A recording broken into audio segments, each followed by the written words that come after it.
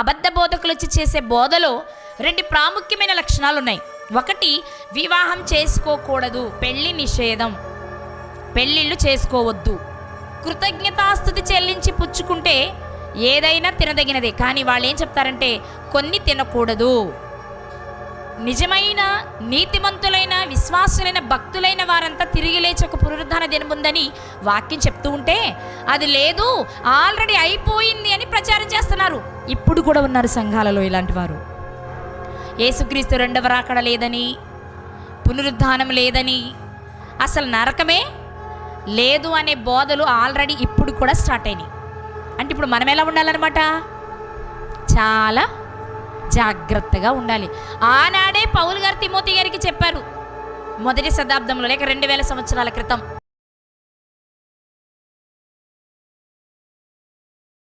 మన ప్రభువు ప్రియరక్షకుడైన యేసుక్రీస్తు వారి నామంలో నా హృదయపూర్వక వందనాలండి. మనం మాట్లాడుకునే పత్రిక తిమోతి గారికి వ్రాసిన పత్రిక. తిమోతి గారికి రాసిన పత్రికలు, తీతు గారికి వ్రాసిన పత్రిక, ఫిలెమోను గారికి వ్రాసిన పత్రికలు ఇవి సంఘాలు కాదు, వ్యక్తులకు వ్రాసిన పత్రికలు. ఎందుకంటే తిమోతి గారు, తీతు గారు, ఫిలెమోను గారు వ్యక్తులు కాబట్టి వ్యక్తులకు రాసిన పత్రికలు. ఈ పత్రికలకు అంటే ఈ 4 పత్రికలకు మరొక పేరు కూడా ఉంది. వాటిలో ముఖ్యంగా 3 పత్రికలు. తిమోతి గారికి రాసిన 2 పత్రికలు, తీతు పత్రికలను కాపరుల పత్రికలు అంటారు. అంటే ఒక దైవజనుడు సంఘాన్ని కాసేటప్పుడు ఏ విషయాలు జాగ్రత్త తీసుకొని ఎలా జీవించాలో తెలియచేసే విషయాలు కాబట్టి వీటిని కాపరుల పత్రికలను కూడా అంటారు. అయితే ఈరోజు మనం తిమోతి గారికి రాసిన పత్రికలను గురించి ధ్యానం చేసుకుందాం. ఈ పత్రికను పౌలు గారు తిమోతి గారికి రాశారు. ఈ పత్రిక వ్రాయబడిన కాలం క్రీస్తు శకం 64 నుండి 66 మధ్యలో అంటారు పెద్దలు.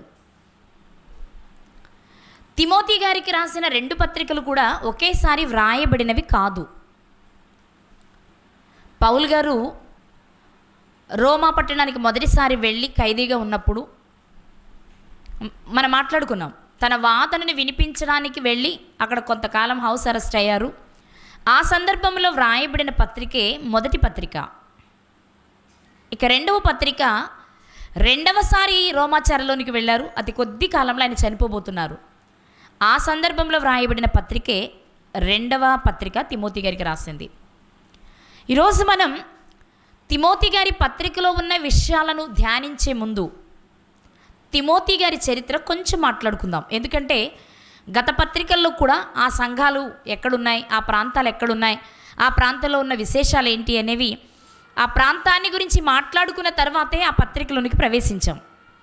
అలాగే ఈరోజు కూడా తిమోతి గారు ఎవరు, ఆయన పరిస్థితి ఏంటి, ఆయనకు పౌలు గారికి ఉన్న సంబంధం ఏంటి, పౌలు గారు తిమోతి గారికి ఎందుకు పత్రిక వ్రాశారు అనే విషయాన్ని క్లుప్తంగా నేర్చుకోవడానికి ప్రయత్నం చేద్దాం ప్రియులారా.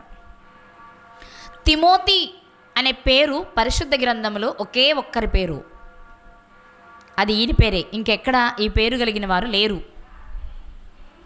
తిమోతి అనే పేరుకు అర్థం దేవుణ్ణి ఘనపరచువాడు. తిమోతి అనే పేరుకు అర్థం దేవునిని ఘనపరచువాడు. ఇక ఈ తిమోతి గారి తల్లిదండ్రులను గురించి ఆలోచిస్తే తల్లి పేరు యునీకే గారు, తండ్రి గారి పేరు ప్రస్తావించబడలేదు. కానీ ఆయనకు యూదుడు కాదని గ్రీసు దేశస్థుడని మాత్రం మనం చదువుతాం. ఒకసారి ఆ మాటను మనం చూద్దాం. తిమోతి గారికి వ్రాసిన 2వ పత్రిక 1వ అధ్యాయము 5వ వచనంలోని చివరి 3వ లైన్లో ఓ మాట కనిపిస్తుంది. అక్కడ తల్లి పేరు కనిపిస్తుంది. తిమోతి గారికి వ్రాసిన 2వ పత్రిక 1వ అధ్యాయము 5వ వచనంలోని చివరి 3వ లైన్లో ఇక్కడ మనకి నీ తల్లి అయిన యునీకే అని కనిపిస్తుంది. సో తిమోతి గారి తల్లి పేరు యునీకే గారు, మీ అందరికీ తెలుసు. ఇక తండ్రి గారి పేరు లేదు, కానీ ఆయన గ్రీసు దేశస్థుడని వ్రాయబడింది. ఆ మాట కూడా ఒకసారి చూద్దాం. అపోస్తుల కార్యములు 16వ అధ్యాయము 1వ వచనం.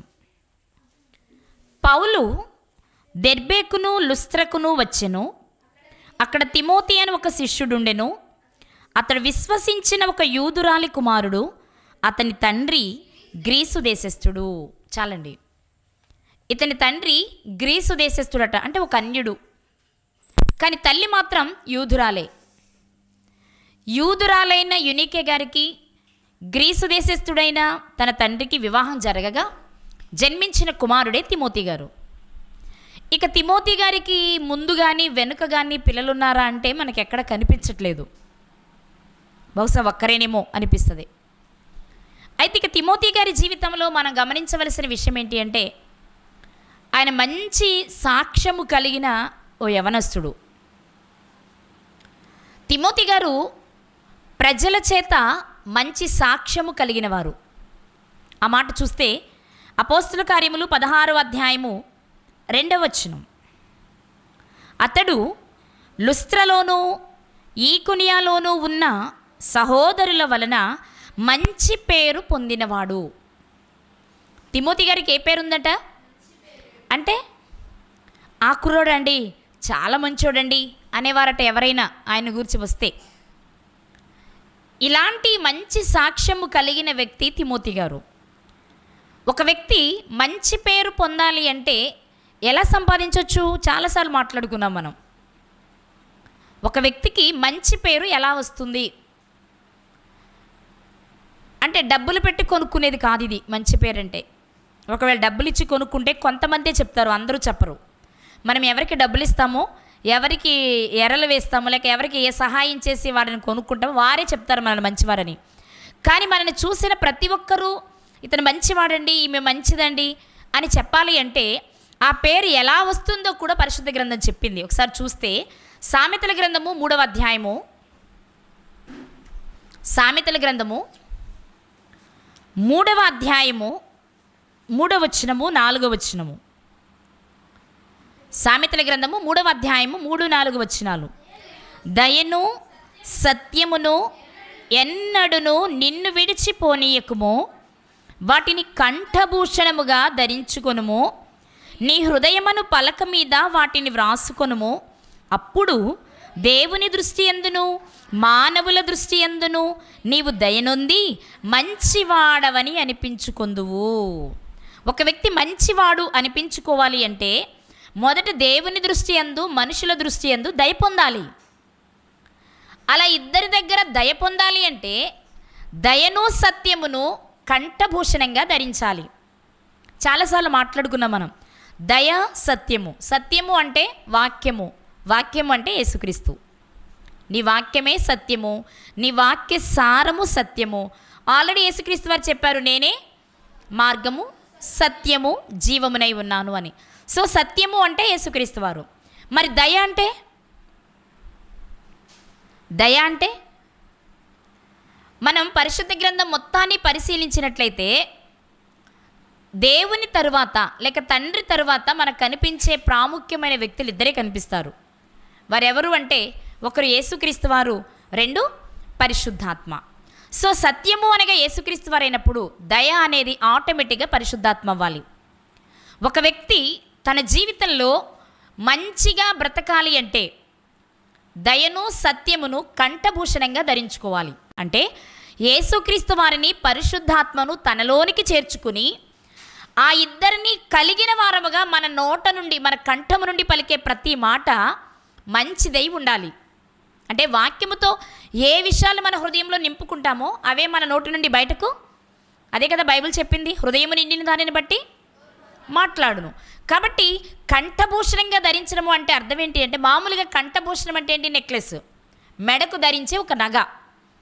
ఇప్పుడు కంఠభూషణం అని ఆధ్యాత్మిక కోణంలో మనం మాట్లాడుకోవాలి అంటే, ఏ మాటలు నీ హృదయంలో ఉన్నాయో ఆ మాటలే నీ కంఠము ద్వారా బయటకు వస్తున్నప్పుడు నువ్వు మాట్లాడేటప్పుడు నిన్ను చూసే ఎవరికైనా నీకు యేసుక్రీస్తు వారు పరిశుద్ధాత్మ లేకపోతే ఈ ఇద్దరిని నీలోనికి పంపిన తండ్రి కనబడాలి. అర్థమవుతుందా మీకు? తండ్రి, కుమార, పరిశుద్ధాత్ములు, ముగ్గురు శక్తులు.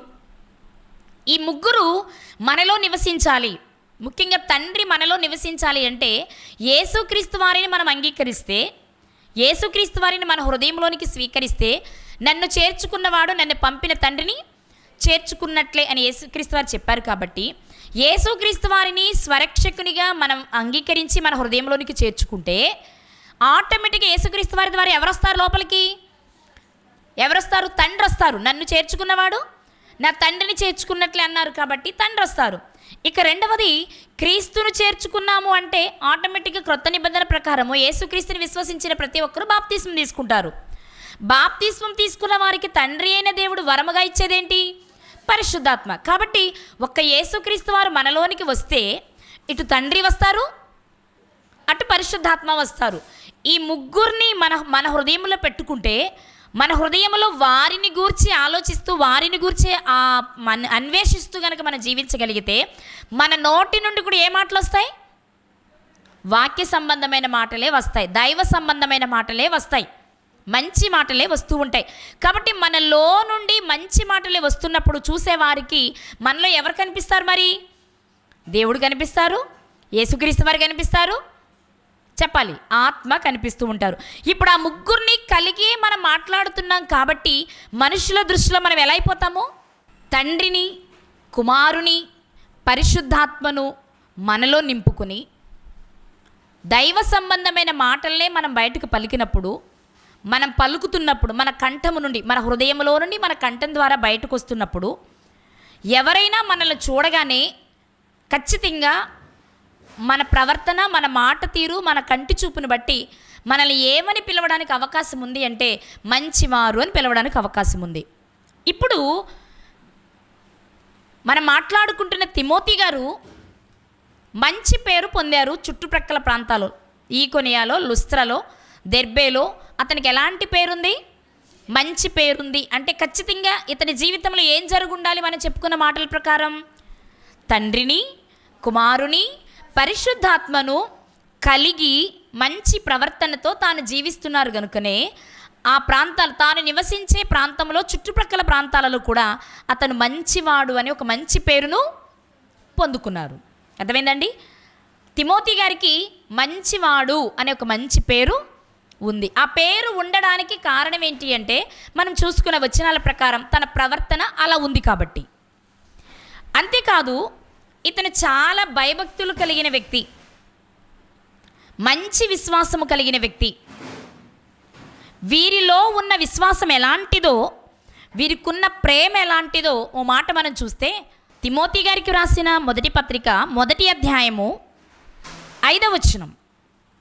పౌలు గారు తిమోతి గారికి లేఖ వ్రాస్తూ అందులో చెప్పిన మాట ఏంటి అంటే 5వ వచనంలో, ఉపదేశ సారమేదనగా పవిత్ర హృదయము నుండి, మంచి మనస్సాక్షి నుండి, నిష్కపటమైన విశ్వాసము నుండి కలుగు ప్రేమయే. నేను నీకు ఉపదేశిస్తున్నాను తిమోతి. నా ఉపదేశ సారం ఏంటో తెలుసా? ప్రేమ. నా ఉపదేశ సారం ఏంటి? ప్రేమ. ఆ ప్రేమ ఎలా ఉండాలట? పెదవులతో వచ్చేది కాదు. ఆ ప్రేమ ఎలా ఉండాలి? పెదవులతో వచ్చేది కాదు. మరి ఎక్కడి నుంచి రావాలి? హృదయంలో నుండి రావాలి. అది ఎలాంటి హృదయం అయి ఉండాలి? పవిత్ర హృదయమై ఉండాలి.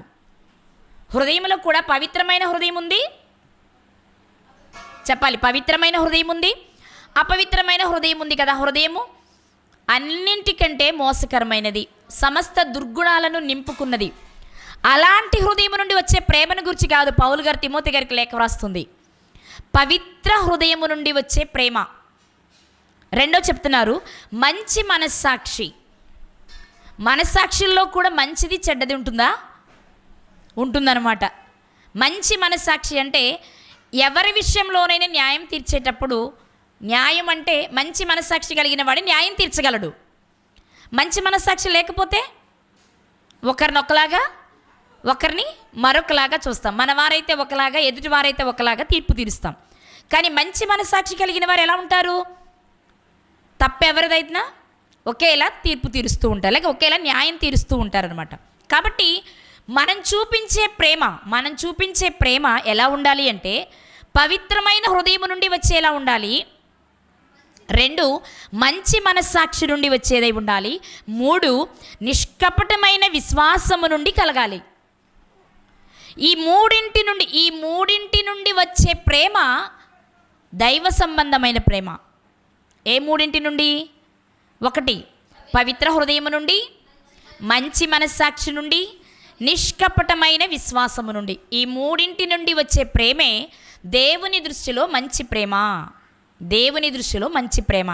విశ్వాస విషయంలో కూడా నిష్కపటం అంటే కపటము లేనిదై ఉండాలి. అంటే విశ్వసించే విషయంలో కూడా మనసులో ఒకటి బయట ఒకటి ఉండేలా ఉండకూడదు అని పౌలు గారు లేఖ వ్రాస్తూ ఉన్నారు. అయితే ఈ విషయాన్ని మనం ఆలోచిస్తే ఈ మూడింటి నుండి వచ్చే ప్రేమను గురించి తిమోతి గారికి వ్రాశారు కదా. మరి తిమోతి గారికి ఉన్న విశ్వాసం ఎలాంటిది? తిమోతి గారికి ఉన్న విశ్వాసం ఎలాంటిది? లేక తిమోతి గారి తల్లికి ఉన్న విశ్వాసం ఎలాంటిది? తిమోతి గారి అమ్మమ్మ గారికి ఉన్న విశ్వాసం ఎలాంటిది అని కనుక మనం చూస్తే, ఇదే తిమోతి గారికి రాసిన 2వ పత్రిక 1వ అధ్యాయము 5వ వచనం. తిమోతి గారికి రాసిన 2వ పత్రిక 1వ అధ్యాయము 5వ వచనం. నాకు సంపూర్ణ ఆనందము కలుగుటకై నిన్ను చూడవలెనని రేయింబగళ్ళు అపేక్షించుచు నీ అందు నిష్కపటమైన విశ్వాసమును జ్ఞాపకము చేసుకుని. తిమోతి గారి యందు ఎలాంటి విశ్వాసం ఉందట? ఎలాంటి విశ్వాసము? నిష్కపటమైన విశ్వాసము. నిష్కపటమైన విశ్వాసం ఉంది అంటే ఆయన మనస్సాక్షి కూడా ఎలాంటిదై ఉంటుంది? మంచిదై ఉండాలి. అతని హృదయం కూడా ఎలాంటిదై ఉండాలి? పవిత్రమైనదై ఉండాలి. అంటే పవిత్రమైన హృదయము, మంచి మనస్సాక్షి, నిష్కపటమైన విశ్వాసము నుండి కలిగే ప్రేమను కలిగిన వ్యక్తి ఎవరు? తిమోతి గారు. అందుకే ఈయన ఏం చేశారంటే, ఆయన తిమోతి గారిని చూడగానే పౌలు గారు తిమోతి గారిని గురించి ఎంక్వైరీ చేసుకుని అతన్ని తనతో కలిసి రావాలని కోరుకుంటున్నాడు. ప్రియులారా, ఆ మాట ఒకసారి చూద్దాం. అపోస్తలుల కార్యములు 16వ అధ్యాయం 3వ వచనం. అతడు తనతో కూడా బయలుదేరి రావాలనని పౌలు కోరి.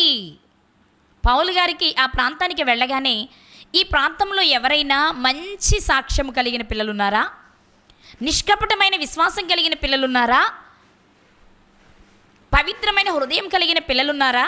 ఉంటే మాత్రం వారు ఎక్కడున్నారో, ఎలా ఉన్నారో నేను కలుపుకోవాలి, వారితో మాట్లాడాలి, వారిని నాతో పరిచర్యకు తీసుకుని వెళ్ళాలి అని పౌలు గారికి ఆశ కలిగింది. ప్రియులారా, వెంటనే ఎంక్వైరీ చేస్తే అక్కడున్న వారందరూ చెప్పిన మాట, ఈ ఏరియాలో నుండి మంచి పేరు కలిగిన వ్యక్తి ఉన్నాడండి, అతనే చెప్పాలి, అతనే తిమోతి అని చెప్పారు. ఆ ఎవరి నోట విన్నా ఆ మాట వినబడుతున్నప్పుడు ఇప్పుడు పౌలు గారిలో ఏమవుతుంది? ఆశ పెరుగుతుంది కదా, తీసుకువెళ్ళాలి, కలవాలి, అతను నాతో కలిసి పరిచర్య చేయాలి అనే కోరిక పెరుగుతుంది. అందుకే పౌలు గారు తిమోతి గారికి కబురు పెట్టి పిలిపించి ఆయనతో మాట్లాడుతూ చెప్పిన మాట ఏంటి అంటే, నీవు నాతో రావాలి, నాతో కలిసి పరిచర్య చేయాలి అని అక్కడ రాయబడిన మాట. నీవు నాతో కూడా బయలుదేరి రావాలనని పౌలు కోరికపడి ముచ్చటపడి తనతో కలిసి పరిచర్య చేయడానికి పౌలు గారు పిలుస్తూ ఉన్నారు. ప్రియులారా, ఆయన పిలిస్తే మరి తిమోతి గారు వచ్చారా? మాట్లాడేంటి? పౌలు గారి దగ్గరికి వచ్చారా? తిమోతి గారు వచ్చారు కదండి. రాబట్టే నిజమైన కుమారుడని, మంచి కుమారుడని, ప్రియమైన కుమారుడని పేరు పొందారు. ఎప్పుడైతే ఈయన కబురు పెట్టాడో, వచ్చారో, వచ్చిన వెంటనే ఆయనతో మాట్లాడారో, నీవు నాతో రావాలి అని కోరుకుంటున్నప్పుడు ఆయన అడిగే విధానం కానీ, ఆయన పరిచర్య చేస్తున్న విధానం కానీ తెలుసుకున్న తిమోతి గారు పౌలు గారిని అనుసరించారు సువార్త పరిచర్యలో. అయితే పౌలు గారి దగ్గరకు రావడానికి ముందు తిమోతి గారు కూడా ఎంక్వైరీ చేసుకున్నారు. మరలా చెప్తున్నా, తిమోతి గారిని పిలిచేటప్పుడు పౌలు గారు ఎంక్వైరీ చేసుకున్నారు, ఇక్కడ ఎవరైనా మంచివారు ఉన్నారా, నాతో పరిచర్యకు రాగలరా అని. ఎంక్వైరీ చేసినప్పుడు తెలిసింది ఏమనంటే, ఇక్కడ ఒక శిష్యుడు ఉన్నాడండి. ఎవరున్నారు? ఇక్కడ ఒక శిష్యుడు ఉన్నాడు, అతని పేరు తిమోతి, అతను చాలా మంచివాడు అని చెప్పారు. అది పౌలు గారికి సంతోషాన్ని ఇచ్చింది. అందరూ అదే సాక్ష్యం ఇవ్వడం వలన ఇప్పుడు పిలిచి నాతో రమ్మన్నారు. రమ్మనగానే పౌలు గారితో వెళ్ళడానికి తిమోతి గారు ఇష్టపడుతున్నారు. అయితే ఇష్టపడే ముందు పౌలు గారు ఎలాంటి వారు, పౌలు గారి జీవితం ఎలాంటిది, ఆయన పరిచర్య ఎలాంటిదో తిమోతి గారు కూడా తెలుసుకునే వచ్చారు. ఎలా చెప్పగలం తెలుసుకొని వచ్చారు అని అంటే, ఓ మాట చూద్దాం. తిమోతి గారికి రాసిన 2వ పత్రిక 3వ అధ్యాయము 10-11 వచనాలు. తిమోతి గారికి వ్రాసిన 2వ పత్రిక 3వ అధ్యాయము 10-11 వచనాలు. పౌలు గారు తిమోతి గారితో మాట్లాడుతూ, అయితే నీవు నా బోధను, నా ప్రవర్తనను, నా ఉద్దేశమును, నా విశ్వాసమును, నా దీర్ఘశాంతమును, నా ప్రేమను, నా ఓర్పును, అంతియొకయ, ఈకొనియ, లుస్త్రా అను పట్టణములలో నాకు కలిగినట్టి హింసలను ఉపద్రవములను తెలుసుకొనిన వాడవై నన్ను వెంబడించితివి. ఏమంటున్నారు పౌలు గారు? తిమోతి గారితో లాస్ట్లో ఉత్తరం రాస్తూ విషయాలు చెప్తూ, ప్రారంభంలో తిమోతి గారు పౌలు గారి దగ్గరికి ఎలా వచ్చారో, ఏం చూసి ఏం తెలిసి వెంబడించారో జ్ఞాపకం చేస్తున్నారు. తిమోతి, ప్రారంభంలో నువ్వు నా దగ్గరకు వచ్చేటప్పుడు నా స్థితి ఏంటి? నాకు కలిగిన హింసలు, బాధలు, ఉపద్రవములు అన్నీ చూసి తెలుసుకునే కదా నువ్వు నన్ను వెంబడించావు అంటున్నారు. ఆయనకి ఎలా తెలుసు అంటే, మనం చెప్పుకున్నాం కదా, లుస్త్రకు దెర్బేకు పౌలు గారు వెళుతూ ఉండేవారు. 2 సార్లు వెళ్ళారు అక్కడికి. వెళ్ళినప్పుడు మొదటిసారి ప్రయాణంలో వెళ్ళినప్పుడు ఆయన లుస్త్రలో ఉండగా అంతియొకయ నుండి, ఈకొనియా నుండి చాలామంది వచ్చి లుస్త్రలో ఆయన్ని బాగా కొట్టి ఈడ్చి ప్రక్కన పడేశారు. ఒకసారి ఆ మాటను చూద్దామా? అపోస్తుల కార్యములు 14వ అధ్యాయము 19వ వచనం ప్రియులారా. అపోస్తుల కార్యములు 14వ అధ్యాయము 19వ వచనం. అంతియొకయ నుండి, ఈకొనియా నుండి యూదులు వచ్చి జనసమూహములను తమ పక్షముగా చేసుకుని పౌలు మీద రాళ్ళు రువ్వి అతడు చనిపోయినని అనుకుని పట్టణము వెలుపలకి అతన్ని ఈడ్చిరి. ఇది ఎక్కడ జరిగింది అంటే లుస్త్రలో. 7వ వచనం చూస్తే అది లుస్త్ర అని మీకు అర్థమైపోతుంది. అంటే లుస్త్రలో జరిగింది. వెంటనే మరుసటి ఉదయమే లేచి పౌలు గారు దెర్బేకి వెళ్ళిపోయారు. ఎప్పుడు? అందరూ బాగా కొట్టి రోడ్డు ప్రక్కకి ఈడ్చేసిన, రాళ్లతో కొట్టి ప్రక్కకి ఈడ్చేస్తే ఉదయమే లేచి సువార్తకు వెళ్ళిపోయారు. ఈ విషయాలు తిమోతి గారు తెలుసుకున్నారు, తిమోతి గారి తల్లి తెలుసుకున్నారు, తిమోతి గారి అవ్వ తెలుసుకున్నారు. ఏమని? పౌలు అనే ఒక వ్యక్తి ఉన్నాడు, అతని పేరు సౌలు. అతను ప్రారంభంలో క్రీస్తుని విశ్వసించిన వారందరినీ హింసించిన వాడే, కానీ క్రీస్తుని అంగీకరించిన తర్వాత తాను హింసకు గురైనవాడు. ఎవరు కొడుతున్నా, ఎవరు తిడుతున్నా ఎదిరించక ఆ బాధను అనుభవించిన వాడనే విషయం అర్థం చేసుకున్న తర్వాత తిమోతి గారు పౌలు గారిని వెంబడించడానికి ఇష్టపడ్డారు. తిమోతి గారి తల్లి, అమ్మమ్మ కూడా పౌలు గారితో తిమోతి గారిని పంపడానికి ఇష్టపడ్డారు. ఇక్కడ మనం గ్రహించవలసింది ఏంటి అంటే, తన దగ్గరకు శిష్యునిగా తీసుకునే ముందు, లేక తనకు సహకారిగా తీసుకునే ముందు తిమోతి గారి జీవితం ఏంటో తెలుసుకొని తనను ఆహ్వానిస్తున్నారు పౌలు గారు. తిమోతి గారేమో పౌలు గారిని వెంబడించే ముందు ఇతడు ఎలాంటి పరిచర్య చేస్తాడు? ఏదో నామకార్థ భక్తిని, నామకార్థంగా సువార్తను ప్రకటిస్తూ ప్రజల దగ్గర డబ్బులు దండుకునే బ్యాచా ఈ పౌలు? లేక దేవుని కొరకు నిజాయితీగా నిలబడేవాడా?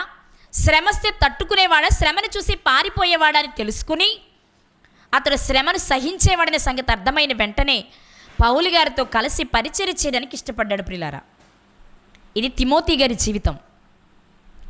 అలా వచ్చిన తిమోతి గారు తన జీవితంలో ఒక్కరోజు కూడా పౌలు గారిని విడిచి, లేక పౌలు గారికి దూరంగా తన మనస్సును పెట్టుకున్నవాడు కాదు.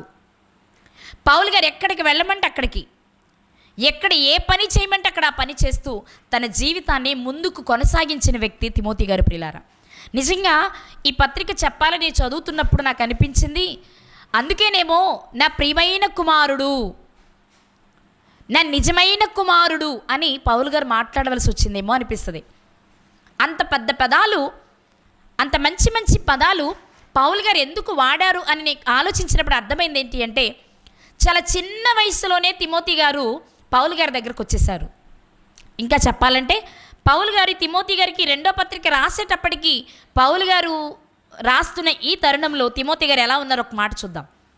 తిమోతి గారికి రాసిన 2వ పత్రిక 2వ అధ్యాయం 22వ వచనం. తిమోతి గారికి రాసిన 2వ పత్రిక 2వ అధ్యాయం 22వ వచనం. నీవు యవ్వనేచ్ఛల నుండి పారిపో. ఎందుకు ఆయనకి యవ్వనేచ్ఛలు ఉన్నాయి? ఆయనకి యవ్వనేచ్ఛలు ఉన్నాయంటే ఇప్పుడు ఆయన ఏ వయసులో ఉన్నారని? యవ్వనంలో ఉన్నారు అని. మరో మాట చూద్దాం. తిమోతి గారికి రాసిన మొదటి పత్రిక 4వ అధ్యాయము 11వ వచనం. తిమోతి గారికి వ్రాసిన మొదటి పత్రిక 4వ అధ్యాయము 11వ వచనం. నీ యవ్వనమును బట్టి ఎవడును నిన్ను తృణీకరింపనీయకుము. అంటే ఈ పత్రికలు వ్రాసే నాటికి అతను ఎలా ఉన్నారట? యవ్వనంలో ఉన్నారు. పత్రికలు అంటే చాలా కాలం తర్వాత రాస్తున్నారు ఈ పత్రికలు. అంతేనండి, ఈ పత్రికలు ఎప్పుడు రాస్తున్నారు? చాలా కాలం తర్వాత రాస్తూ ఉన్నారు. సుమారు 10 సంవత్సరాల తర్వాత ఈ పత్రికలు రాస్తున్నాడు చెప్తూ ఉంటారు. 10 సంవత్సరాల తర్వాత రాసే ఈ పత్రికలు అప్పటికీ ఆయన యవ్వన వయసులో ఉంటే, మరి పౌలు గారి దగ్గరకు వచ్చినప్పుడు ఇంకెలా ఉండుంటారు? ఇంకా చిన్న వయసు అయి ఉంటుంది కదా. అంత చిన్న వయసులో శ్రమను కోరుకుని వచ్చిన వ్యక్తి ఎవరు? బాగా చెప్పాలి అందరూ. శ్రమను కోరుకుని శ్రమలు అనుభవిస్తున్న వ్యక్తి దగ్గరకు వచ్చింది ఎవరు అంటే తిమోతి గారండి. ఈరోజు ఇలాంటి మనసు వృద్ధాప్యానికి వచ్చిన వారిలో కూడా లేదు. వివాహమై పిల్లలు పుట్టి పెద్దవాళ్ళు అయిపోయినా కూడా మనం సువార్త పరిచర్యకి వెళ్ళాలంటే అక్కడ మంచిగా ఉంటుందండి, ప్రయాణం చక్కగా సాగుద్దా, మనకు అన్నీ అనుకూలంగా ఉంటాయా, మనల్ని ఎవరు తిట్టకుండా కొట్టకుండా ఉంటారా, అన్నీ బాగుంటే నేను సువార్తకు వస్తానని ఇలా ఉన్నాం ఈరోజు మనం. కానీ ఆ చిన్న వయసులో ఆ యవ్వన ప్రాయంలోనే శ్రమలు కావాలని కోరుకుని శ్రమలు పొందుతున్న పౌలు గారిని అనుసరిస్తూ దేవుని పరిచర్యలో సాగిన వ్యక్తి ఎవరు అంటే తిమోతి గారు. అందుకేనేమో బహుశా పౌలు గారు తిమోతి గారిని తన ప్రియమైన కుమారునిగా, నిజమైన కుమారునిగా మాట్లాడుతూ వచ్చారు. అలా మాట్లాడడంలోనే ఆంతర్యం ఏంటో తెలుసా? నాకు అర్థమైన ప్రాముఖ్యమైన విషయం ఏంటి అంటే, ఒకటి పవిత్ర హృదయము, మంచి మనస్సాక్షి, నిష్కపటమైన విశ్వాసం అనే ప్రధానమైన 3 లక్షణాలు కలిగి తన భక్తి జీవితాన్ని కొనసాగిస్తున్న వ్యక్తే ఎవరండి? తిమోతి గారు. ఇవే 3 లక్షణాలు పౌలు గారికి కూడా ఉన్నాయి. అందుకే ఆయన మనస్సు ఈయన మనస్సుతో పెనవేసుకుంది. తనకు ప్రియమైన కుమారునిగా, తాను కన్న కుమారునిగా భావించి ప్రతి విషయాన్ని తిమోతి గారితో పంచుకుంటూ ఉన్నారు. ఇక పౌలు గారు తన పరిచర్యలో మనం గమనించినట్లయితే 2వ ప్రయాణంలో ఈ తిమోతి గారు పౌలు గారి దగ్గరకు వచ్చారు. ఆ 2వ ప్రయాణంలోని ప్రతి సంఘటనలో తిమోతి గారు పౌలు గారిని వెంటబెట్టుకునే ఉన్నారు. చాలా ప్రదేశాలలో అపోస్తులు చేయవలసిన పనులు పౌలు గారు చేయవలసి ఉన్నప్పుడు, పౌలు గారు వెళ్ళడానికి సాధ్యపడినప్పుడు పౌలు గారు ఎవరిని పంపుతూ వచ్చేవారు అంటే ఎక్కువగా తిమోతి గారిని పంపుతూ వచ్చేవారు. ఎఫెసులో ప్రజలు భయంకరమైన స్థితిలో ఉండేవారు. పౌలు గారి కొరింథీ పత్రికలో మాట్లాడుతూ ఎఫెసులో దుష్ట మృగాలతో నేను పోరాడాను అంటారు. అలాంటి భయంకరమైన మనస్తత్వం కలిగిన ఎఫెసి ప్రజల మధ్య సువార్తను ప్రకటించవలసి వచ్చినప్పుడు పౌలు గారు వెళ్ళి అక్కడ సంఘాన్ని ప్రారంభించి వచ్చేసిన తర్వాత దానిని బలపరచాలి అంటే తిమోతి గారిని పంపిస్తూ వచ్చారు. ఇక్కడ మనం గమనించవలసిన విషయం ఏంటి అంటే, తిమోతి గారితో సహకారులుగా ఉన్నవారు చాలామంది ఉన్నారు.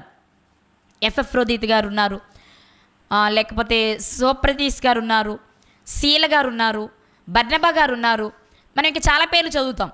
ఇలాంటి వారందరూ ఉన్నా, ముఖ్యంగా ఏదైనా జటిలమైన సమస్యను తీర్చాలి అన్నా, సంఘాలను బలపరచాలి అన్నా, తానే వెళ్ళవలసిన చోటు వెళ్ళలేనప్పుడు పౌలు గారు ఎవరిని పంపిస్తూ వచ్చారు అంటే తిమోతి గారిని పంపించారు. ఎందుకంటే అంత నమ్మకాన్ని సంపాదించిన వ్యక్తి తిమోతి గారి పిల్ల. నిజంగా గమనిస్తే ఈరోజు మనం కూడా స్వార్థ పరిచర్యలో చాలామందిని కలుపుకుంటూ వెళ్తున్నాం, చాలామందిని పరీక్షిస్తూ ఉన్నాం. కానీ తమను నడిపించే నాయకుడు చెప్పిన మాటకు ఎదురు చెప్పకుండా, అది ఎంత కష్టమైన ఇష్టపడి చేసే పిల్లలు చాలా అరుదుగానే ఉన్నారని చెప్పొచ్చు. కానీ ఆనాడు నిజంగా పౌలు గారి జీవితంలో తిమోతి గారు ఒక కుడిభుజం లాంటి వారు. ఏ పని విషయంలోనైనా సరే, నువ్వు ఇక్కడికి వెళ్ళు తిమోతి అంటే అక్కడికి వెళ్ళేవారు, నువ్వు ఇది మాట్లాడు అంటే అది మాట్లాడేవారు, ఇది చెయ్యి అంటే అది చేసేవారు. అంత నమ్మకాన్ని, అంత మంచితనాన్ని సంపాదించుకున్న వ్యక్తి ఎవరు అంటే తిమోతి గారు. అందుకే ఏ చిన్న విషయమైనా, ఏ పెద్ద విషయమైనా, అది సంఘానికి సంబంధించినదైనా వ్యక్తిగత విషయమైనా పౌలు గారు మొట్టమొదటిగా ఎవరికి తెలుపుతూ ఉండేవారు అంటే తిమోతి గారికే. అందుకే తిమోతి గారికి 2 లేఖలు రాశారు ఆయన. ఎన్ని రాశారు? 2 లేఖలు రాశారు. ఎందుకంటే తన కష్టమైన, సుఖమైన, బాధ అయిన, ఆనందమైన అందరితో పంచుకునేది ఒక ఎత్తు అయితే తిమోతి గారితో పంచుకునేది మరొక ఎత్తులా అనిపిస్తుంది మనం ఈ పత్రికలు చదువుతున్నప్పుడు. తిమోతి, ఇదిగో నువ్వు ఇలా ఉండాలి, ఇలా ఉండాలి, ఇలా చేయాలి అని చాలా విషయాలు ఆయన నేర్పిస్తూ వచ్చారు. మొట్టమొదటిగా మొదటి పత్రిక, తిమోతి గారికి రాసిన మొదటి పత్రికలోని ప్రాముఖ్యమైన విషయం ఏంటి అంటే, తిమోతి గారిని ఆయన ఉంచిన సంఘంలో ఉన్న పరిస్థితులను బట్టి ఏ ఏ విషయాలను దృష్టిలో పెట్టుకుని ఆ సంఘంలో పరిస్థితులు చక్కబరచాలో తెలియచేయటానికి పౌలు గారు ఈ ఉత్తరాన్ని రాశాడు.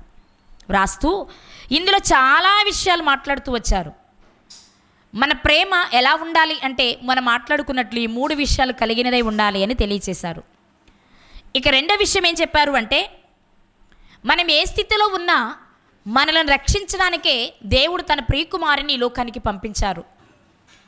ఆయనే గనక తన కుమారుని పంపకపోతే మనం ఏమైపోదుమో. ముఖ్యంగా నా జీవితం ఏంటో నీకు తెలుసు కదా తిమోతి.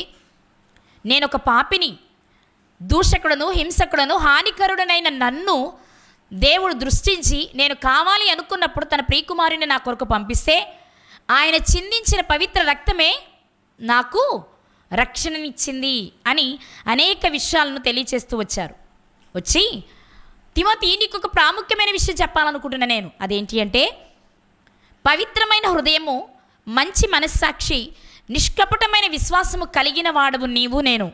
కానీ ఇలాంటివి లేకుండా జీవిస్తున్న వారు కొందరున్నారు. వారితో నువ్వు చాలా జాగ్రత్తగా ఉండు. ఎందుకంటే వారు ఆ విశ్వాసములో నుండి తొలగిపోయిన వారు నిన్ను కూడా తొలగించే ప్రయత్నం చేస్తారు. కాబట్టి నువ్వు జాగ్రత్త పడాలి అనే విషయాన్ని తెలియచేశారు ప్రియులారా. అదేంటి ఒక మాట చూద్దాం.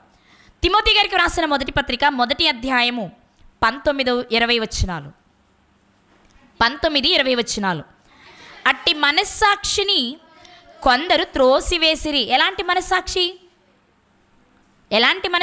18వ వచనం చూద్దాం.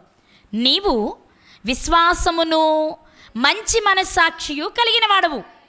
ఆయన ఎక్కడ మాట్లాడుతున్నా ఎలాంటి మనస్సాక్షి, ఎలాంటి విశ్వాసము? నిష్కపటమైన విశ్వాసము. అంటే మనం గుర్తుపెట్టుకోవాల్సిన విషయం ఏంటంటే, తిమోతి గారిలో కానీ, తల్లిలో కానీ, అవ్వలో కానీ ఉన్నదేంటి అంటే ఈ 3 ప్రాముఖ్యంగా ఉన్నాయి. ఈ 3 పౌలు గారిలో ఉన్నాయి. అయితే అట్టి మనస్సాక్షిని కొందరు త్రోసివేసి. ఎలాంటి మనస్సాక్షిని?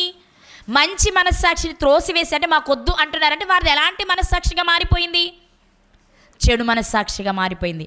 వారు మంచి మనస్సాక్షిని త్రోసివేసి విశ్వాస విషయమై ఓడబద్దలైపోయిన వారి వలె చెడిపోయినారు. విశ్వాస విషయంలో వారు ఏమైపోయారు? ఓడబద్దలైనట్టు అయిపోయారు అన్నాడు. ఆ విశ్వాసంలో నుండి తొలగిపోయారు. మంచి మనస్సాక్షి నుంచి తొలగిపోయారు, నిష్కపటమైన విశ్వాసంలో నుండి తొలగిపోయారు. వారెవరు? కింద రాశారు 20వ వచనంలో, వారిలో హుమెనయును అలెగ్జాంద్రును ఉన్నారు. తిమోతి, ఒకనాడు ప్రారంభంలో నీలో చూశాను నేను మంచి విశ్వాసాన్ని, మంచి మనస్సాక్షిని.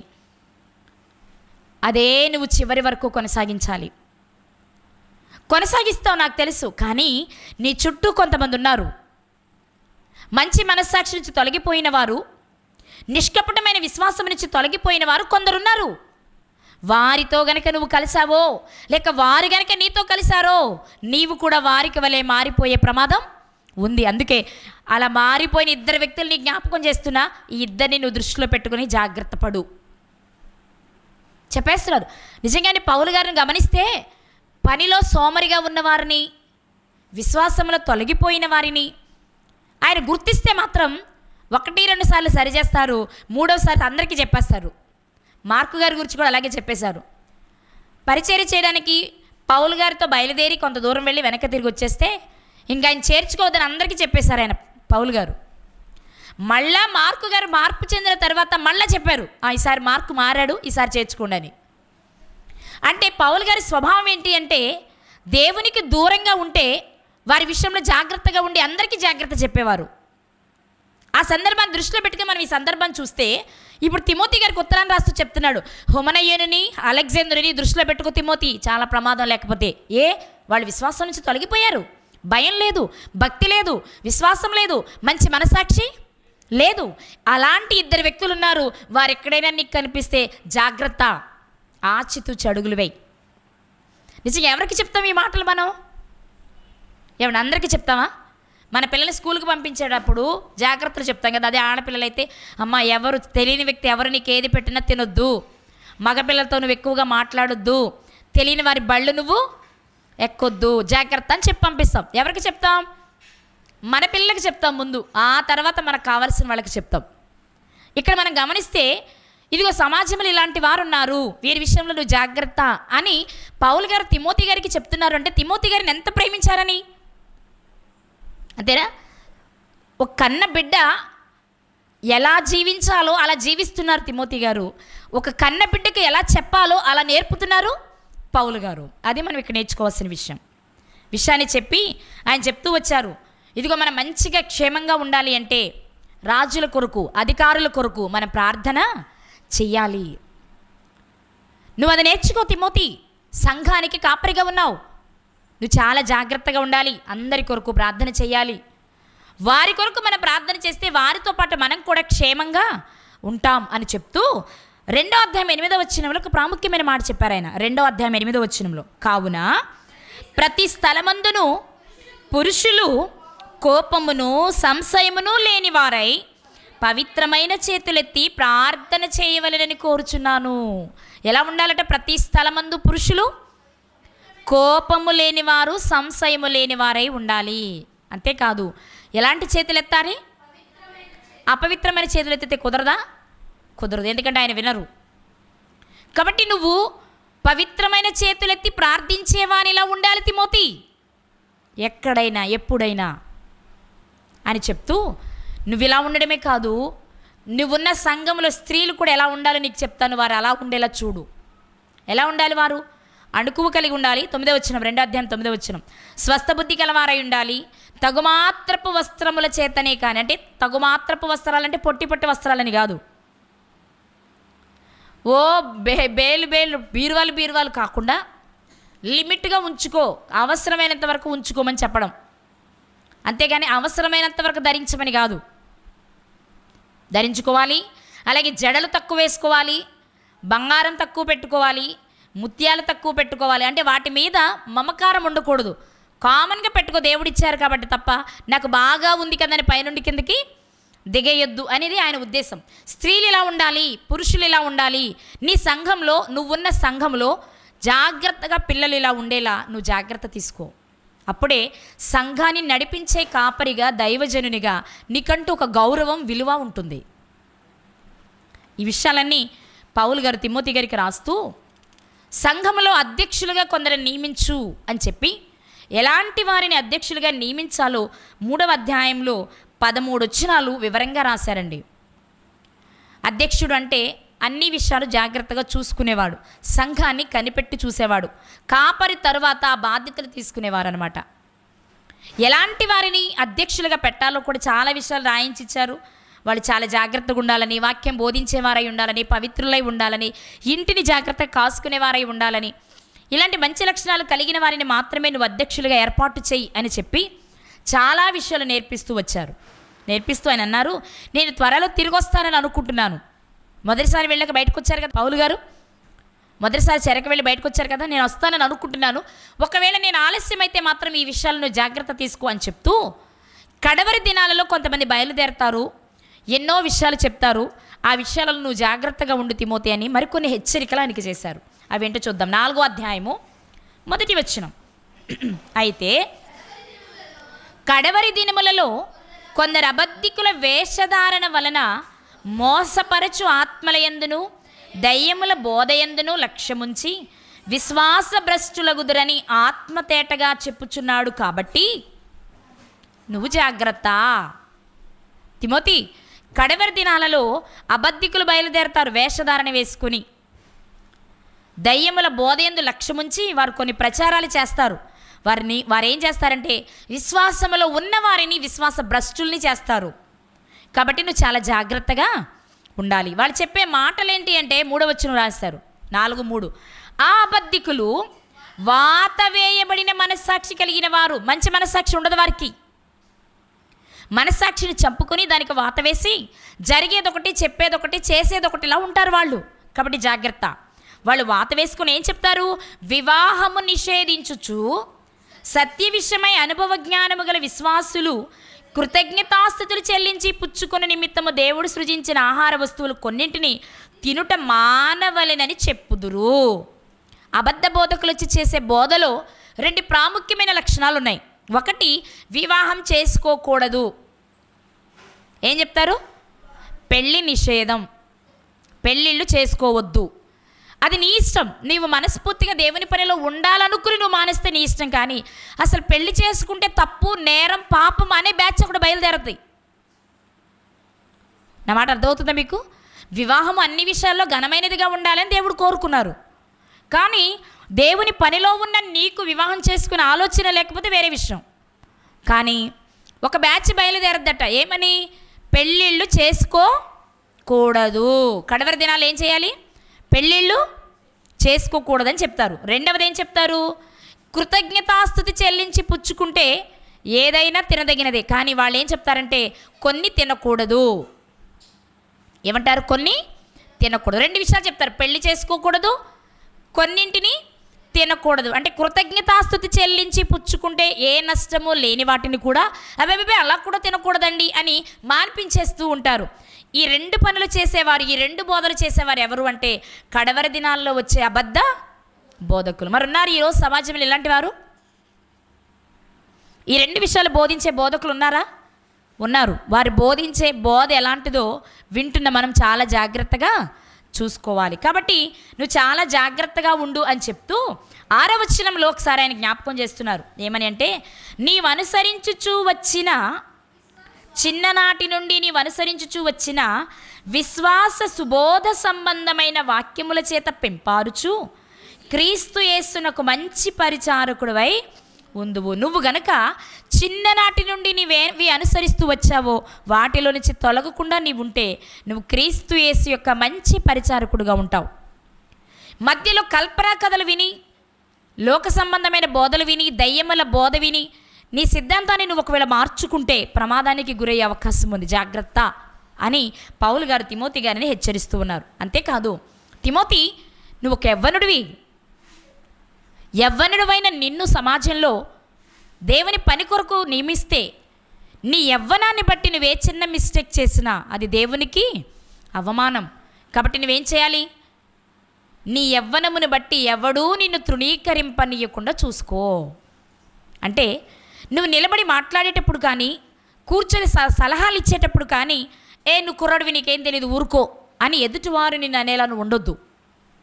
నువ్వు మాట్లాడుతుంటే, నువ్వు బోధ చేస్తుంటే విని, లేకపోతే వారు ఒక పెద్దలందరూ సమావేశమే మాట్లాడుకునేటప్పుడు ఏదైనా సమస్య వస్తే సలహా కావాలి అంటే కుర్రోడైన పలానా వ్యక్తి ఉన్నాడండి, అతన్ని పిలిస్తే అతను చక్కని సలహా ఇస్తాడు అనేలా నీ జీవితం ఉండాలి తప్ప అయిన దానికి కాని దానికి నువ్వు మాట్లాడుతూ ప్రతి విషయంలో నువ్వు జోక్యం చేసుకోవడం వలన నీ కుర్రోడివి నీకేం తెలియదు, నువ్వు ఊర్మే నీకేముందా, అనుభవం ఉందా, ఏముందా అనే పరిస్థితికి నువ్వు తెచ్చుకోకు. నీకెంత జ్ఞానమున్నా, ఎంత వాక్యమున్నా, ఎంత అధికారం ఉన్నా 10 మంది చేత నువ్వు ఎలా ఉండాలి?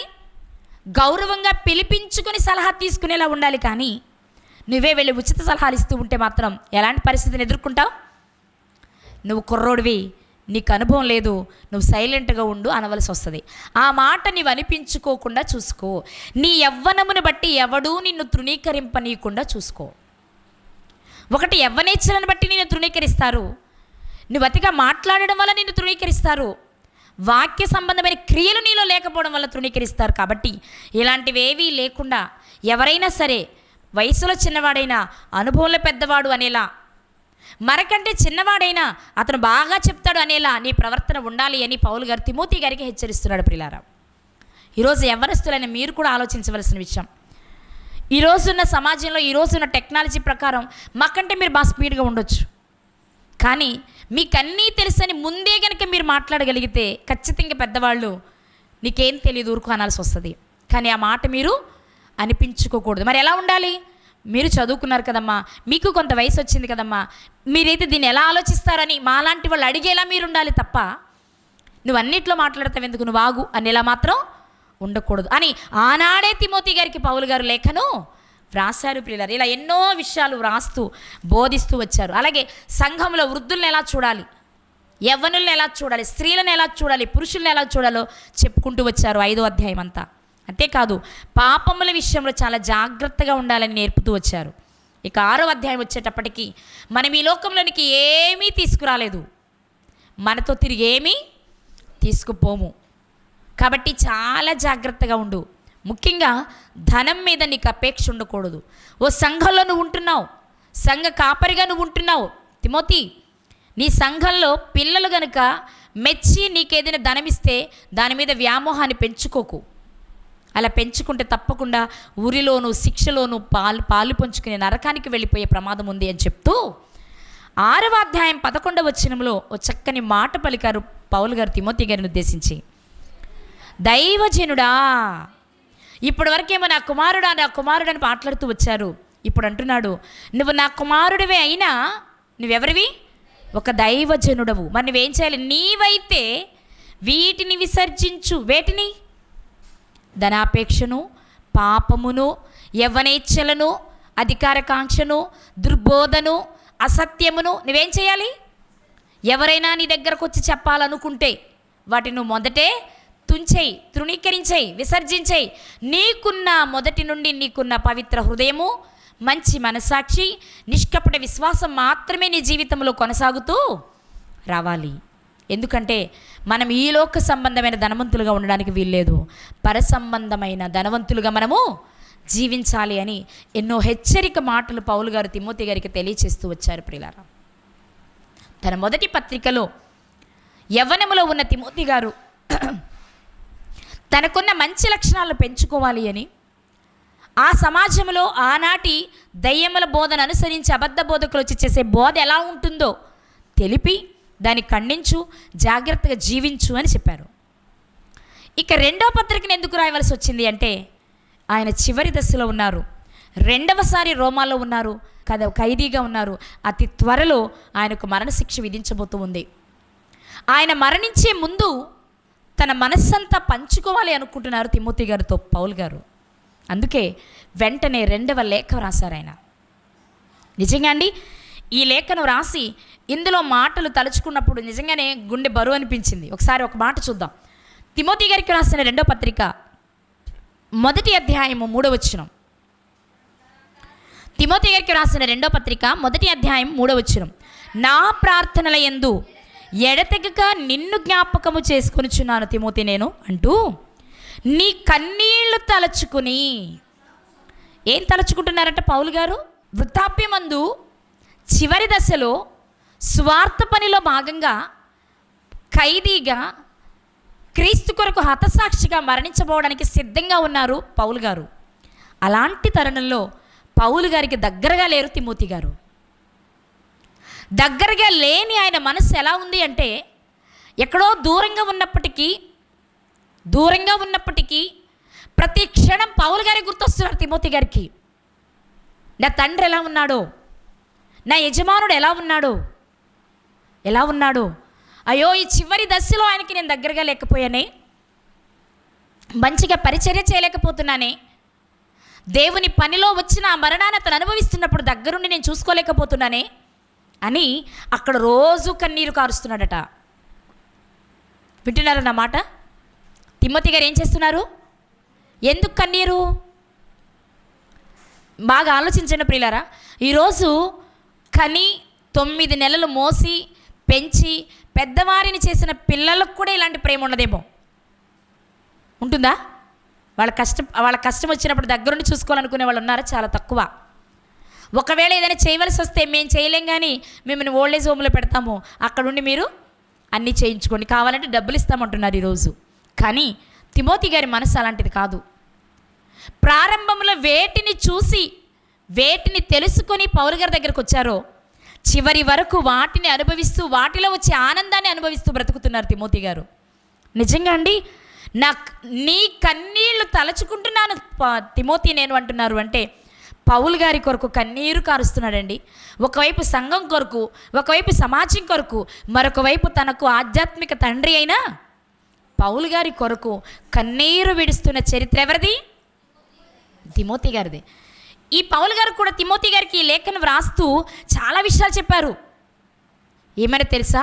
తిమోతి, నిన్ను నా దగ్గరకు తెచ్చుకున్నప్పుడు నేను ఎలా తెచ్చుకున్నానో అదే ప్రేమను నువ్వు కొనసాగించు. నువ్వెలా జీవించాలి అంటే, నేను లేకపోయినా, నేను మరణించినా నువ్వెలా జీవించాలి అంటే అని కొంతమంది వ్యక్తులను గురించి ఆయన మాట్లాడుతూ 1వ అధ్యాయము 15వ వచనం. తిమోతి గారికి రాసిన 2వ పత్రిక 1వ అధ్యాయము 15వ వచనంలో ఒక మాట చెప్పారు. ఆసియాలోని వారందరూ నన్ను విడిచిపోయిరను సంగతి నీవెరుగుదువు, వారిలో పుగిళ్ళు హెర్మోగెనే అనువారున్నారు. నేను ఎంతో కష్టపడి సంపాదించిన పిల్లల్లో 2 పిల్లలు నన్ను విడిచిపెట్టి వెళ్ళిపోయారు. ఎందుకు వెళ్ళుంటారు?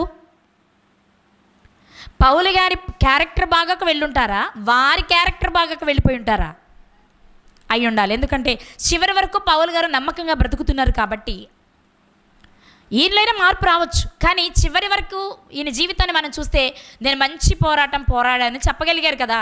అంటే ఈయన బాగానే ఉన్నారు. మరి ఎందుకు వెళ్ళిపోయి ఉంటారు వాళ్ళు అంటే, ఈయన దగ్గరుంటే మనం పెరగం, ఈయన దగ్గరుంటే మనకు మంచి భవిష్యత్తు ఉండదు, ఈయన దగ్గరుంటే మనకు గుర్తింపు ఉండదు. గుర్తింపు అంత ఎవరికి వెళ్ళిపోద్ది? పౌలు గారికి వెళ్ళిపోద్ది. మనల్ని ఎవరు పట్టించుకోరు. కాబట్టి మనం ఏం చేయాలి? ఈయనకు దూరమై మనకు గుర్తింపు వచ్చేలా మనం జీవించాలని కోరుకొని వెళ్ళిపోయిన వారు. వాళ్ళని ఎందుకు పౌలు గారు ఇక్కడ జ్ఞాపకం చేస్తున్నారు తెలుసా? నేను లేకపోయినప్పుడు నువ్వు ఇలాంటి స్థితికి వెళ్తావేమో, అలాంటి వారిని చూస్తావు కదా నువ్వు కూడా సమాజంలో. కానీ నువ్వు అలా ఎప్పటికీ ఉండకూడదు. ధైర్యంగా, నిజాయితీగా, నిష్పక్షపాతంగా నువ్వు జీవించాలి. ఇదిగో ఆ రోజేమో విశ్వాస విషయంలో తొలగిపోయారు కదా. ఎవరు వాళ్ళు? హుమనయ్యను, అలెగ్జాంద్రు. అలా నువ్వు ఉండకూడదు అని చెప్పారు మొదటి పత్రికలో. ఇప్పుడు రెండో పత్రికలో చెప్తున్నారు, పుగెల్లు, హెర్మోగెనెలా నువ్వు ఉండకూడదు. చాలా జాగ్రత్తగా ఉండాలి. ఎలా ఉండాలో తెలుసా? ఓ మంచి సైనికుడి వలె పోరాడేవానిగా నువ్వు ఉండాలి. నీ గురి పరలోకమై ఉండాలి. నాకులా నువ్వు బ్రతకాలి. పౌలు గారు చెప్తున్నారు ప్రియులారా. ఇంతేకాదు, ఆయనకి ఇంకొన్ని హెచ్చరికలు చేశారు. ఆయన ఏం మాట్లాడారో చూద్దాం. 2వ అధ్యాయం 14వ వచనం. వినువారిని చెరుపుటకే గాని మరి దేనికి నీ పనికి రాని మాటలను గురించి వాదము పెట్టుకోవద్దు. సమాజంలో వేస్ట్ మాటలకు వాదం ఎక్కువ చేస్తారు. వాక్యం వచ్చినప్పటికి వెళ్ళిపోతూ ఉంటారు. అలాంటి వారితో నువ్వు వాదం పెట్టుకోవద్దు. అలాంటి వారితో నువ్వు స్నేహం చేయొద్దు. నీకు గుర్తు చేస్తున్నాను చెప్తూ, అలా అపవిత్రమైన మాటలు, ముసలమ్మ ముచ్చట్లు చెప్పి భక్తిహీనులైపోయిన వారు కూడా కొందరు ఉన్నారు. వారిని కూడా నీకు గుర్తు చేస్తాను, ఒకసారి చూడు అని 17వ వచనంలో ఆయన ఒక మాట చెప్పారు. తిమోతి గారికి రాసిన 2వ పత్రిక 2వ అధ్యాయం 17వ వచనం. కొరుకు పుండు ప్రాకినట్టుగా వారి మాటలు ప్రాకును, వారిలో హుమేనయును ఫిలేతు ఉన్నారు. వారు పునరుద్ధానము గతించనని చెప్పుచు సత్యము విషయము తప్పిపోయి కొందరి విశ్వాసమును చెరుపుచున్నారు. కొరుకుడు పుండు లాంటి మాటలు చెప్పి సమాజాన్ని పాడు చేసేవారు కొందరున్నారు. వారిలో 2 వ్యక్తుల పేర్లు చెప్తాను చూడు. హుమేనయును, ఫిలేతు అనేవారు ఉన్నారు. వీళ్ళు ఏం చెప్పారంటే, సమాజంలో ఎలాంటి బోధ చేసి, కొరుకుడు పుండు లాంటి బోధ చేశారంటే, పునరుద్ధానం లేదు, ఆల్రెడీ అయిపోయింది. పునరుద్ధానం అంటే ఏంటి? యేసుక్రీస్తు వారు తిరిగి లేచిందా? మనము తిరిగి లేచేదా? యేసుక్రీస్తు వారు తిరిగి లేచిందని పునరుద్ధాన దినం అంటాం. పునరుద్ధానం గతించిపోయిందంటే మరి అందరికీ తెలిసిన విషయమేగా, ప్రత్యేకంగా చెప్పాల్సిన అవసరం ఏముంది? యేసుక్రీస్తు వారు తిరిగి లేచిన సంగతి పత్రికలు రాసే నాటికి, పౌలు గారు వచ్చే కాలం నాటికి యేసుక్రీస్తు వారు తిరిగి లేచిన సంగతి తెలీదా? కానీ మరలా ప్రత్యేకంగా ఇప్పుడు ఈ బోధ చేస్తున్నారంటే వీరు చెప్పే పునరుద్ధానం ఏదై ఉండాలి? యోహాను సువార్త 11వ అధ్యాయం ఒకసారి చూద్దాం అర్థం అవడానికి. ముగిస్తాను నేను. యోహాను సువార్త 11వ అధ్యాయంలో మనకు ఒక కుటుంబం కనిపిస్తుంది కదా. అదే మరియ గారు, మార్త గారు, లాజరు గారి కుటుంబం. లాజరు గారు చనిపోయారు. 4 రోజుల తర్వాత యేసుక్రీస్తు వారు వచ్చారు. వచ్చినప్పుడు యేసుక్రీస్తు వారితో మార్త గారు మాట్లాడుతున్నప్పుడు ఏం చెప్తున్నారో చూద్దామా. 11వ అధ్యాయం 23వ వచనం. 11వ అధ్యాయం 23వ వచనం. యేసు నీ సహోదరుడు మరలా లేచునని ఆమెతో చెప్పగా, ఆమె ఏమంటున్నారు? మార్త ఆయనతో, అంత్యదినమున పునరుద్ధానమందు లేచునని నేను ఎరుగుదును. ఎప్పుడు లేస్తాడట తన తమ్ముడు? ఇప్పుడు ఎలాగో చనిపోయాడు, ఎప్పుడు లేస్తాడు మరి? అంత్యదినమున పునరుద్ధానమందు. అంటే చనిపోయిన లాజరు గారు లేచే దినం ఒకటి ఉందని ఆమె నమ్ముతుంది. ఆ దినానికి ఆమె పెట్టిన పేరేంటి? పునరుద్ధానము. ఆ దినానికి పేరేంటి అంటే, నీతిమంతులైన వారు మరణించి తిరిగి లేచే దినమునకే పునరుద్ధాన దినం అని ఒక పేరు. అర్థమైందండి ఇక్కడ ఉన్న వాళ్ళందరికీ? పునరుద్ధానం అంటే అర్థమేంటి? పునరుద్ధానం అంటే తిరిగి లేవడం. అది యేసుక్రీస్తు వారి జీవితంలో జరిగిపోయింది. జరిగిపోయిన దాని గురించి వీళ్ళు చెప్తే వీళ్ళు కొరుకుడు పుండు లాంటి మాటలు చెప్పారని అనరుగా పౌలు గారు. అది నిజంగా జరిగిందేగా. కానీ ఇక్కడ చెప్తున్న విషయం ఏంటి అంటే, నిజమైన నీతిమంతులైన విశ్వాసులైన భక్తులైన వారంతా తిరిగి లేచి ఒక పునరుద్ధాన దినం ఉందని వాక్యం చెప్తూ ఉంటే, అది లేదు, ఆల్రెడీ అయిపోయింది అని ప్రచారం చేస్తున్నారు. ఇప్పుడు కూడా ఉన్నారు సంఘాలలో ఇలాంటి వారు. యేసుక్రీస్తు రెండవ రాకడ లేదని, పునరుద్ధానం లేదని, అసలు నరకమే లేదు అనే బోధలు ఆల్రెడీ ఇప్పుడు కూడా స్టార్ట్ అయినాయి. అంటే ఇప్పుడు మనం ఎలా ఉండాలన్నమాట? చాలా జాగ్రత్తగా ఉండాలి. ఆనాడే పౌలు గారు తిమోతి గారికి చెప్పారు, మొదటి శతాబ్దంలో లేక 2000 సంవత్సరాల క్రితం. అప్పుడే ఉన్నారనుకుంటే మధ్యలో కాస్త కనుమరుగయ్యారో, మౌనంగా ఉన్నారో మనకు తెలియదు, కానీ మళ్ళీ ఇప్పుడు ప్రారంభమయ్యారు. ఏమని? పునరుద్ధానము లేదు, అంత అయిపోయింది అని చెప్పే బ్యాచ్ బయలుదేరింది. అలాంటి వారు ఏం చేస్తున్నారట?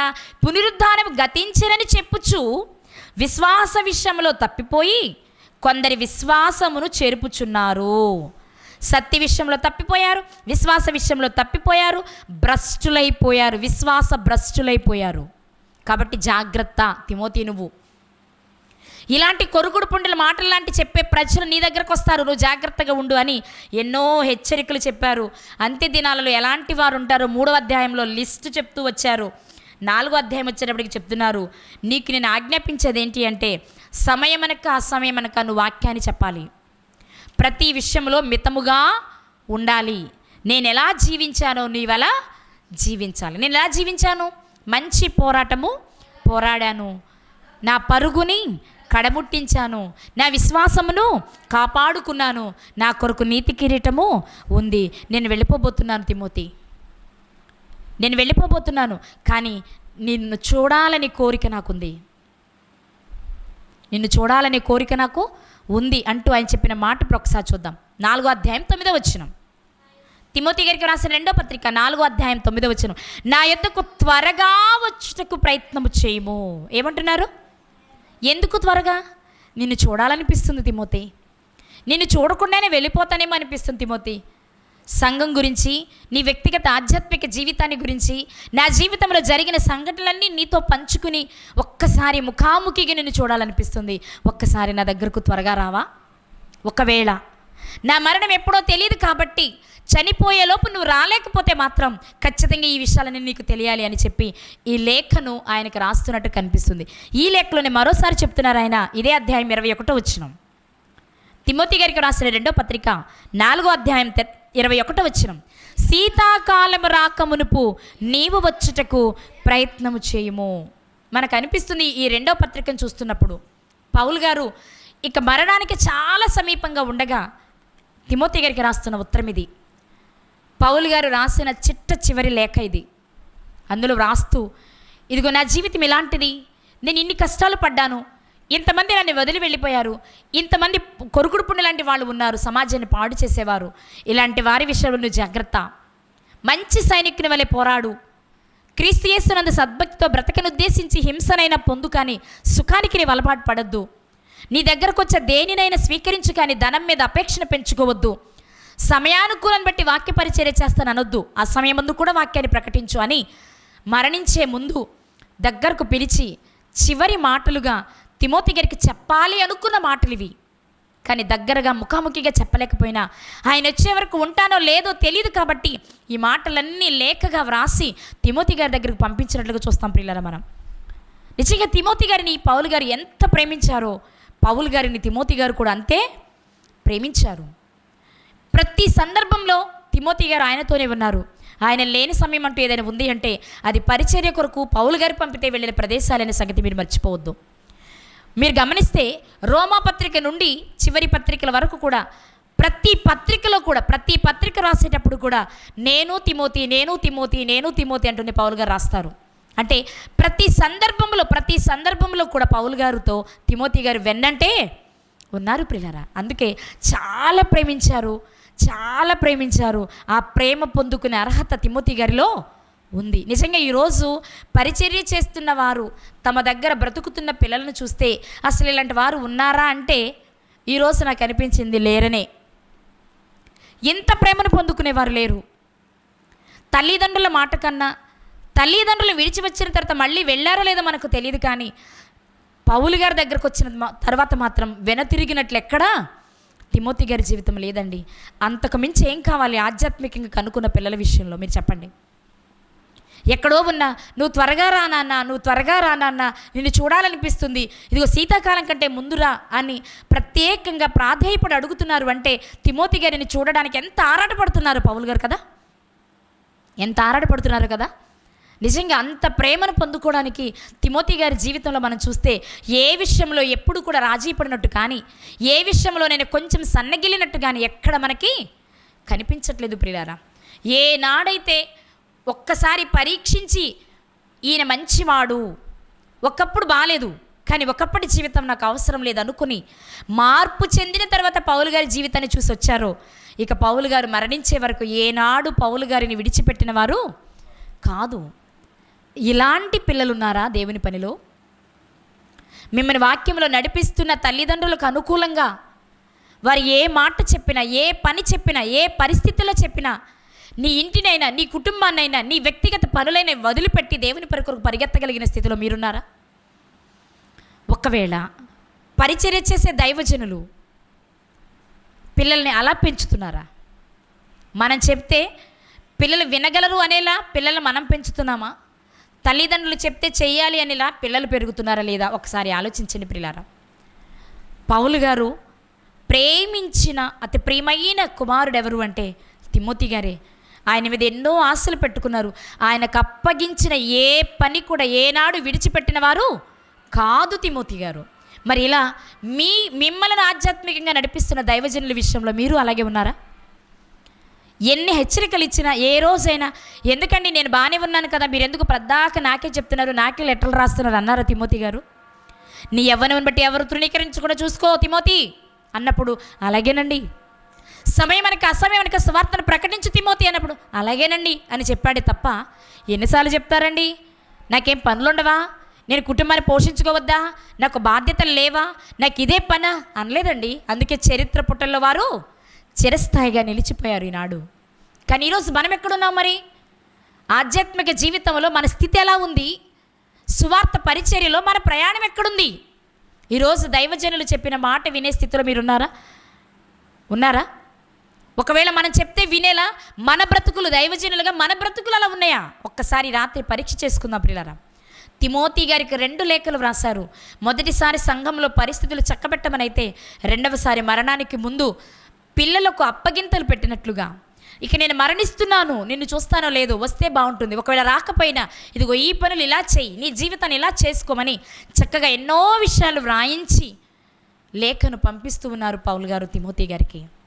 నిజంగా ఈ తండ్రి కొడుకుల మధ్య ఉన్న బంధం చదువుతున్నప్పుడు, ఆలోచిస్తున్నప్పుడు తండ్రికి కుమారునికి, పరలోకపు తండ్రికి యేసుక్రీస్తు వారికి కూడా ఇలాంటి అనుబంధమే ఉందేమో అనిపించింది నాకు. అందుకే యేసుక్రీస్తు వారు ఈ లోకంలో ఉండి జీవిస్తూ మరణించే ముందు నా దేవా నా దేవా నన్నెందుకు అన్నారు కదా. అదే కనిపించింది పౌలు గారు. త్వరగా రా తిమోతి, త్వరగా రా తిమోతి అంటున్నప్పుడు నేను మరణించినప్పుడు నాతో ఉండవా అని అడుగుతున్నట్టు ఆయన అనిపిస్తుంది. అయ్యో నా తండ్రి మరణించినప్పుడు నేను లేకపోతానేమో అనే బాధ తిమోతి గారిలో కనిపిస్తూ ఆయన అక్కడ కన్నీళ్లు విడుస్తున్నట్టుగా కనబడుతుంది ప్రియులారా. ఇలాంటి అనుబంధం ఈరోజు ఆధ్యాత్మికంగా బ్రతుకుతున్న మన జీవితాలలో ఉన్నాయా? మన సంఘాలలో ఈ పరిస్థితి ఉందా? ఒకవేళ లేకపోతే తెచ్చుకుందాం. మనల్ని నడిపించే నాయకులను నమ్ముదాం. వారు చెప్పే వాక్యం ముందు అలా లేదో చూసుకుంటూ వాక్యాన్ని బట్టి నిజంగా మనల్ని కాపాడే నాయకుల విషయంలో తిమోతి గారి లాంటి భక్తి, తిమోతి గారి లాంటి నమ్మకం మనకు కావాలి. అందుకే దేవుడు ఈ పత్రికలు వ్రాయించి మనకు పెట్టారు. వీటిని చదువుతున్నప్పుడు ఒక దైవజనునికి ఒక విశ్వాసికి మధ్య ఉండవలసిన బంధం మనం నేర్చుకోవాలి. ఆనాడు వారి కొరకు వ్రాయించిన పత్రికలు మన కొరకు ఎందుకున్నాయి అంటే ఈనాటి సంఘాలలో ఈ పరిస్థితులు ఉంటాయి కాబట్టి వారికి వలె మన జీవితాలు ఉండాలని తెలియచేయడానికే దేవుడి విషయాలు వ్రాయించారు. ఈ మాటలు నేర్చుకున్న మనము చాలా నమ్మకంగా దేవుని కొరకు బ్రతకాలి. ఒక్కసారి దేవుని పనికి నిర్ణయం తీసుకున్న తర్వాత వెనుక తట్టు తిరగకూడదు. నా గట్టి మీద చేయి పెట్టి వెనుక తట్టు చూసేవాడు నాకు పాత్రుడు కారు. యేసుక్రీస్తు వారు తండ్రి దగ్గర ఒప్పుకొని వచ్చారు, చివరి వరకు అదే చేశారు. పౌలు గారు ఒక్కసారి దేవుని దగ్గరకు వచ్చారు, ఇక వెనుక తిరగలేదు. తిమోతి గారు పౌలు గారి దగ్గరకు వచ్చారు, వెను తిరగలేదు. మనం ఎలా ఉన్నాం? వచ్చి పడిపోతూ లేస్తూ పడుతూ లేస్తూ ఉన్నామా? లేక నిలబడిన నీవు పడిపోకుండా ఉండాలని చూసుకుంటున్నావా? ఒక్కసారి ఆలోచించండి. మంచి నిర్ణయం తీసుకోండి. మీ దైవజనుల దగ్గర నమ్మకాన్ని సంపాదించండి. కొంచెంలో నమ్మకంగా ఉండేవాడు ఎక్కువలో కూడా నమ్మకంగా ఉంటాడు. మీ దైవజనుల దగ్గర, మిమ్మల్ని నడిపించే వారి దగ్గర మీరు నమ్మకంగా ఉంటే పరలోకపు తండ్రి దగ్గర కూడా మీరు ఎలా ఉండగలరు? నమ్మకంగా ఉండగలరు. పరలోకపు తండ్రి దగ్గర నమ్మకంగా ఉన్నారో లేదో తెలియాలి అంటే ఎదురుగా కనిపించే మీ సహోదరుల దగ్గర మీరు నమ్మకంగా ఉండాలి. అలాంటి నమ్మకం కలిగిన వారంగా మనం బ్రతుకుతూ పరలోకాన్ని సాధించాలి అని కోరుకుంటూ నా మాటలు ముగిస్తున్నాను.